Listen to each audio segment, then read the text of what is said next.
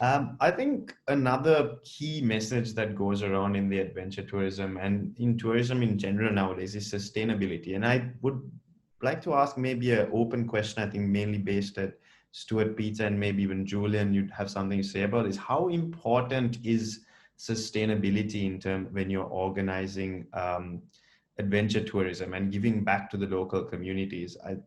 Maybe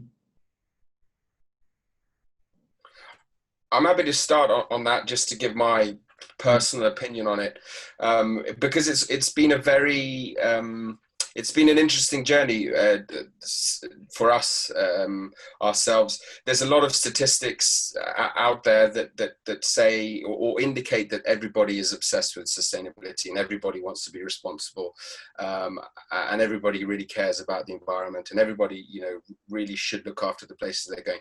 But actually, when it comes to paying the money, unfortunately, the statistics also show that it's that's where it stops in a lot of instances.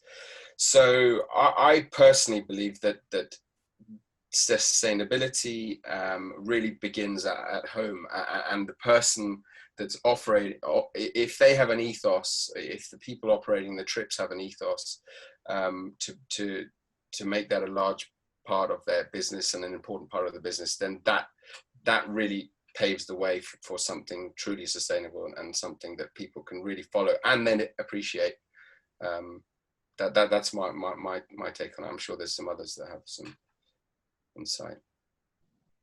Yeah, thank you, Julian. I think Stuart, Peter, I mean, you all have done tremendous amounts in Papua New Guinea and across the world. I think Kriss as well you had something to say about that? Yeah, go on, Kriss. Yeah, when it comes to sustainability, I think, like you say, if it's going to cost a lot of money, then people, like the statistics on it, everyone's like, you watch the Blue Planet series in the UK, suddenly everyone's like, oh my God, there's plastic in the ocean, like they didn't know, kind of thing.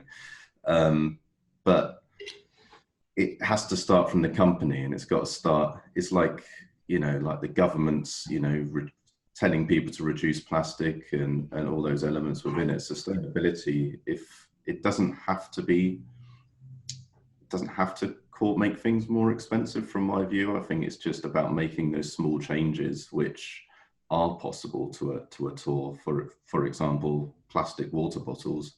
If everybody drunk, in a hot climate, 10 500 milliliter plastic water bottles throughout a tour over 10 days, that's every single person then traveling is using 100 bottles, times that by 2 million visitors from the UK.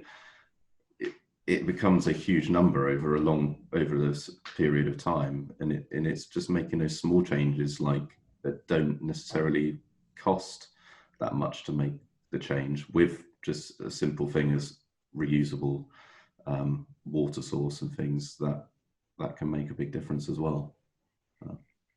Yeah, thank you, Kriss. Yeah, absolutely.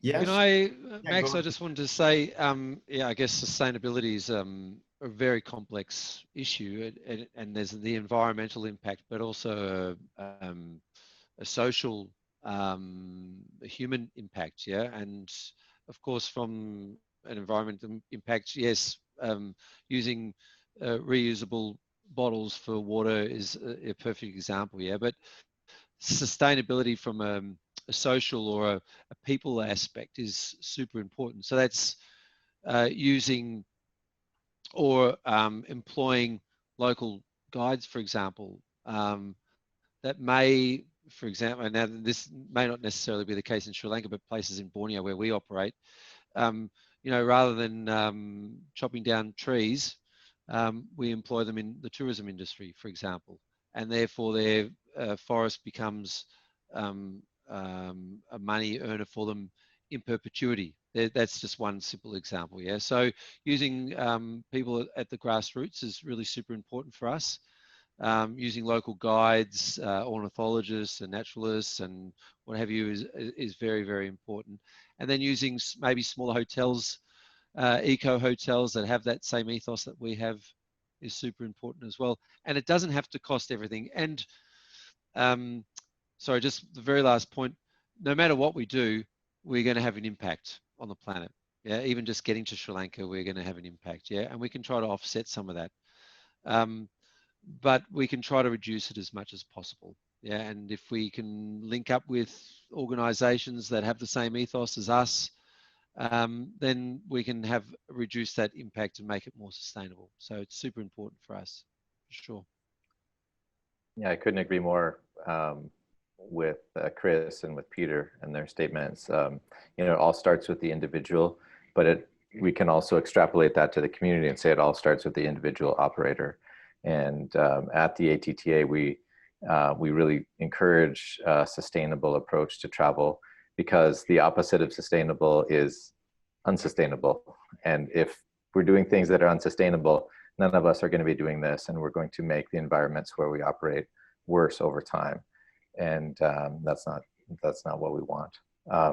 The ATTA has a couple of resources for people. One is called Tomorrow's Air. It's bulk carbon offsetting and actually carbon storage program that you can look into if you're interested. And then many initiatives. Plastics were brought up. That's one of our main recent initiatives, is to really reduce single-use plastic use. One of our member companies is a company called The Grail, Grayl, and The Grail has a reusable purification bottle that's quick, 15 seconds for 3/4 of a liter of water.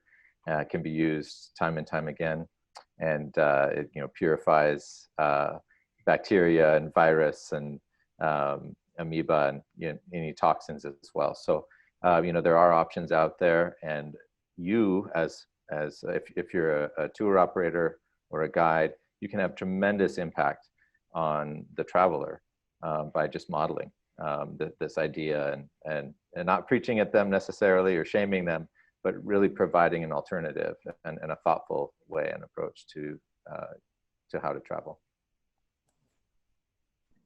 Absolutely. Thank you, Jim.